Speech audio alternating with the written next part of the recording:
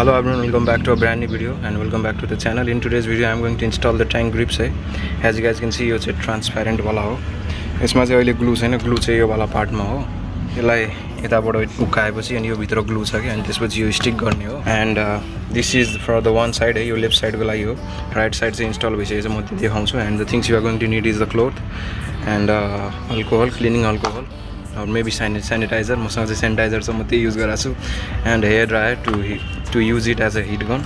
And in case यो चाहियो भने काट्न पर्यो भने excess यो tank grip कतै glue नभएको ठाउँमा यदि काट्न पर्यो भने चाहिँ cutter. I am going to show you guys है. एक साइड चाहिँ मैले इन्स्टल गरिदिसकेको छु राइट साइडमा. So as you guys can see, यता चाहिँ के भयो भन्दाखेरि as you guys can see from here the glue is only up to here के and the grips were up to here. So त्यही भएर यतापट्टि चाहिँ अलिकति कट गर्नु पर्यो. जहाँसम्म चाहिँ ग्लु थिएन त्यहाँसम्म. यसको ग्लु प्याड जुन छ नि भित्रको त्यो चाहिँ सानो रहेछ एक्चुअल ट्याङ्क प्याड भन्दा पनि. सो त्यही भएर यहाँदेखिको कट गर्नु पर्यो चाहिँ यहाँ पनि कट भएको छ यहाँदेखि तलसम्म. यता चाहिँ ठिकै थियो. एक्चुअल लेन्थ जतिको ग्लु छैन क्या यसको.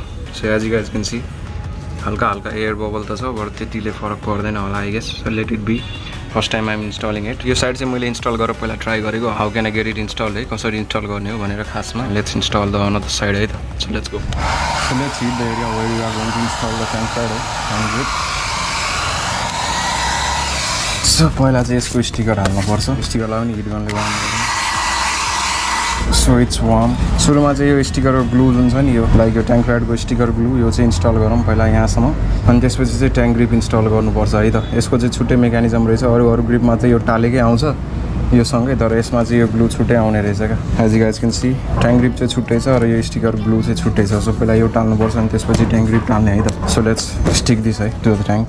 सो पहिला एक साइडको पिल गरौँ like this. Press it gently सबै ठाउँबाट एयर बबल हटाउनलाई मजाले नै प्रेस गर्नुपर्छ. It's done now. चाहिँ यसो गरेर टाल्ने, यतापट्टिबाट उकाउने अनि यसरी यो इन्स्टल गर्दै जाने अनि उकाउँदै जाने थिच्दै जाने अनि फेरि यो सबै उकाउँदै जाने अनि थिच्दै जाने. त्यसरी चाहिँ धेरै एयर बबलहरू छिर्दैन नि त. So yeah like that we have to do it है. एन्ड आफ्टर द्याट यसलाई क्लिन गरौँ. So let's do it. अब चाहिँ यो कुनाबाट उकाउँ. Let's peel it off from this side like this. So यसरी थिच्दै मजाले बस्ने गरी थिच्ने है त यसलाई. त्यसपछि यो कागजलाई पिल गर्दै जाने like from this side and from this side we have to just press it. अनि यो दाना भएको ठाउँमा चाहिँ अझै मजाले प्रेस गर्नु है त, एयर बबल नबसोस्. अनि धेरै दिनसम्म चल्छ, नभए चाँडै उकिने चान्सेस बढ्छ. कमले मजाले प्रेस गरेर अनि इन्स्टल गर्नु है. मजाले थिचेर एयर बबल सबै निकालेर like this keep it pressing है. एयर बबलहरू सबै निस्किन्छ मजाले. एकछिन औला दुख्छ तर के गर्ने. लुक एट द फिङ्गर है. But still we have to do it like this. एक साइडबाट पिल गर्ने अनि एक साइडबाट प्रेस गर्दै थिच्दै मजाले टाल्दै जाने है त. So this is how to do it, exact method है. सो अब यो उकाउँदा पनि हुन्छ एन्ड होल्ड इट. जहाँसम्म भएको छ नि त्यहाँ होल्ड गर्दा हुन्छ and press the air bubble out पहिला अनि त्यसपछि थिच्नु है त like this. Get it pressed. So as you guys can see it has been installed है. एयर बबल्सहरू त धेरै छैन बट हल्का छ, त्यतिले फरक पर्दैन. जहाँ ग्लु छ त्यहाँ मजाले प्रेस गरेर सबै एयर निकाल्नुहोस् है त. This is how to get it installed है प्रोपरली. जति सक्दो थिचिदिनुहोस्. अनि एक्स्ट्रा पार्ट जुन हुन्छ नि लाइक यहाँ जुन छ these are the extra part, यसलाई चाहिँ कट गर्दा हुन्छ. त्यसकै लागि मैले कटर लिँदा हुन्छ भनेको थिएँ क्या. So get it pressed with the cloth as well. And त्यसपछि चाहिँ हल्का हिट लगाएर सो अब हिट भइसक्यो. यसलाई मजाले थिचिदिउँ चारैतिर. The whole area should be sticked है प्रोपरली. त्यसपछि अलिक दिनसम्म चल्छ, नभए चाँडै उकिन्छ वासहरूबाट, प्रेसर वासहरूबाट. सो तिनीहरूबाटै बचाउनलाई अलिकति मजाले थिच्नुपर्ने हुन्छ like this. Yeah it's done now. Excess पार्टहरूलाई चाहिँ काट्दा हुन्छ. यिनीहरूले गरेर उकिन्छ नि त like this. These are the excess part. यिनीहरूलाई काट्दा हुन्छ, म चाहिँ काटिदिन्छु. As you guys can see है यति पार्ट चाहिँ मैले कट गरेको छु. अब चाहिँ पर्फेक्ट भएको छ. So you can cut it है एक्सेस पार्टहरू. आफूलाई कट गर्नु मन लागेको छ भने नभए चाँडै उकिन्छ क्या. So everything is done. अब चाहिँ म मोबाइलबाट देखाइदिन्छु है त. इन्स्टलेसन प्रोसेस यति नै हो. इट्स रियली सिम्पल है. हल्का एक्सेस पार्टहरूलाई चाहिँ अलिकति कट गर्नुपर्छ. As you guys can see excess parts.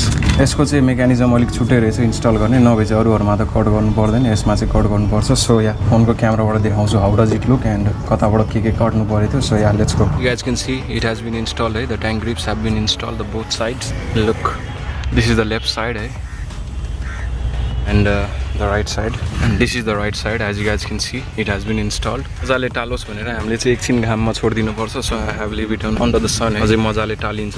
That's the process है. मैले थाहा भएको प्रोसेस चाहिँ यही हो कि एकछिन घाममा राखिदिनु पर्छ टालिसकेपछि to get it install properly है. So as you guys can see, कताबाट कट गरेको छु. As you guys can see, यहाँबाट कट गरेर यहाँ तल पनि कट गर्नु परेछ.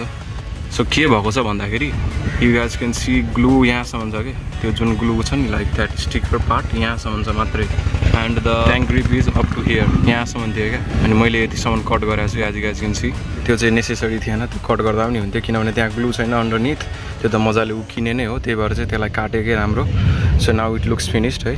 And यतातिर चाहिँ अलिक मजाले हिट दिएर मजाले थिच्नुस् है त. यसरी थिच्ने प्रोसेस चाहिँ यही हो. यसरी थिचेर अनि एयर निकाल्दै जाने अनि इन्डसम्म यसरी नै थिचेर इन्स्टल गर्ने है त. So that's the process. Process त्यति नै हो. इन्स्टल गर्ने प्रोसेस इजी छ. अझै राम्रो ब्रान्डको भएको भए अझै राम्रो हुन्थ्यो. But let's see how does it last है. किनभने यो 3M को टेप पनि हैन अन्डरनीथ ग्लु अब कतिसम्म लास्ट गर्छ कति वाससम्म बस्छ. लेट्स सी प्रेसर वासहरू बाइक वास गर्दाखेरि त त्यो प्रेसर वास हुन्छ नि त त्यसको फोर्स अब सहन सक्छ कि सक्दैन कहिलेसम्म बस्छ खै. यो चाहिँ मैले कति 700 रुपीजमा किनेको थिएँ Nepali for the both side है. That's how to properly install है ट्याङ्क ग्रिप्स. त्यसरी नै इन्स्टल गर्ने हो. मैले पनि फर्स्ट टाइम इन्स्टल गरेको त्यही भएर मलाई त्यति आइडिया थिएन. अब चाहिँ आइडिया भइसक्यो हाउ टु डु इट है properly. So main thing is the glue है. ग्लु चाहिँ कहाँसम्म छ त्यहीँसम्म मात्रै ट्याङ्क ग्रिप इन्स्टल गर्नुहोस्. अनि त्यसपछि चाहिँ एक्सेस पार्ट छ भने त्यसलाई अलिकति कट गर्दा पनि हुन्छ फर द फिनिसिङ है. मैले चाहिँ फिनिसिङको लागि कट गरिदिएको छु. सो त्यही हो. That was the process and this is how to install. And install गरिसकेपछि एकछिन घाममा राखिदिनुहोस् 1-2 घन्टा जति घाम लागुन्जेलसम्म अझै मजाले इन्स्टल हुन्छ भन्ने चाहिँ छ है प्रोसेसमा. So I am doing it right now. So त्यसरी नै एकछिन छोडिदिनुहोस् अनि त्यसपछि चाहिँ इट्स रेडी टु युज है. त्यसपछि चाहिँ अहिले चाहिँ नबस्दा पनि हुन्छ के थाहा अब यो एजहरू चाहिँ उकिन सक्छ. I don't know but let's see. So yeah that's all है. त्यसरी नै इन्स्टल गर्ने हो tank grips. As you guys can see the looks. म चाहिँ हल्का फल्का सिनेमेटिक सर्टमा देखाइदिन्छु हाउ डज इट लुक है.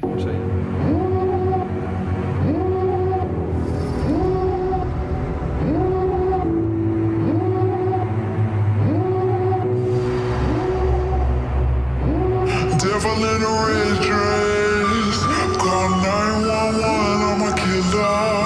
You know I hate to confess. Bang bang, got my hand on the trigger. The devil in a red dress, call 911. That's all, that's all for this video, and I'll see you guys in the next one. Till then, ride safe, ride hard, and peace out.